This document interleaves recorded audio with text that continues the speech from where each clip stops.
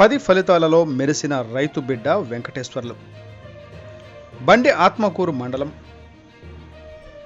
ఆత్మకూరు గ్రామానికి చెందిన వెంకటేశ్వర్లు 10వ తరగతి ఫలితాల్లో మండలంలోని ప్రభుత్వ పాఠశాలలో 574 మార్కులతో టాపర్గా నిలిచారు. బండి ఆత్మకూరు గ్రామానికి చెందిన చిరంజీవి కుమారుడు వెంకటేశ్వర్లు బండి ఆత్మకూరు జెడ్పీహెచ్ స్కూల్లో చదువుతూ 574 మార్కులు సాధించి మండలంలోని ప్రభుత్వ పాఠశాలలో టాపర్గా నిలిచారు.